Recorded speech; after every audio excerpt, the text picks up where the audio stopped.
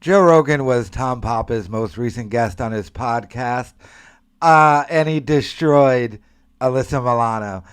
So I'm going to go ahead and play this and react to it and give you my thoughts. The entire podcast is dope. They did it in a Rogan studio, and Rogan starts off by complaining that, Mr. I don't read the comments, that people don't like his studio. The entire podcast is very interesting. You should follow it. Tom Papa uploaded it to his YouTube channel. But he goes in on Alyssa Milano, and I just thought it was hilarious. So let's go ahead and check this out. Big move, but he's doing it quickly, and am I missing something? Like, should I be packing my bags too? Like, really? Like, I had it with you, and I had it with my good friend Matt Damon. Like when we were in New York, and he's like, and he was busting out and going to go to LA, and I was just like, yeah, maybe should I be like? It makes you think, because they're smart people, right? I respect both of you, and you both have this idea of what to do. And when you were leaving, I was like, well, am I missing? Like, what is it? And I would travel. I'm like, well, other places are shut down, but are we shut down more? What's happening? And then just recently I realized there's a sense of calm, a palpable sense of calm in other places, even in Portland. Portland was more mellow. Even in Portland. Than The LA. riots? Yeah, because the riots are on a couple blocks. The rest of this, really. The rest That's of the this, riot arena. It really is. It really was. It was like this one place where they could like have their photo ops and start some shit. But the rest of the, we were just sitting at a taco truck with my daughter just on a beautiful day with all these other people from Portland. Yeah. And there is a sense, it's palpable. It's in the air that LA feels more panicked. There are a lot of people in LA that never bother to develop a real philosophy, a real perspective on life. They just linked into Hollywood and thought and acted the way they felt would get them successful.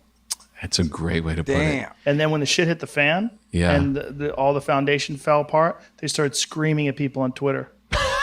You're right. That's Alyssa Milano. That's that kind of person. Right. Boom! Right. And never forget, Alyssa Milano started this first with Rogan.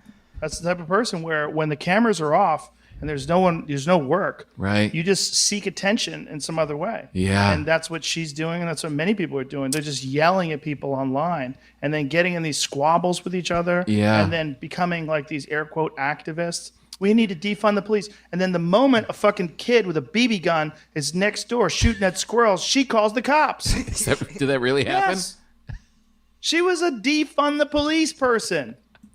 That story did happen, and then she tried blaming it on her neighbor, but then the police, the phone record show it did come from her house. Then they tried saying it was her husband who called. And she called the police when a kid with a BB gun was shooting at squirrels. Well, don't defund all the police. It's nonsense. These people don't mean what they say. No. They're saying things they think will get them more attention and praise. They're saying things for likes. They've never developed a real philosophy. I had a friend They've never developed a real perspective. I had a friend that moved back to New York after. Damn!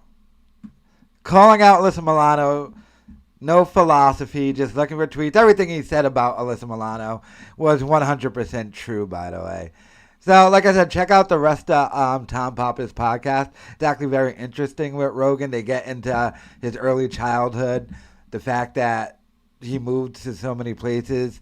He hasn't seen his dad since he was 7 and how much he hates him. The whole thing is actually pretty good. But let me know your thoughts in the comments about him destroying Alyssa Milano.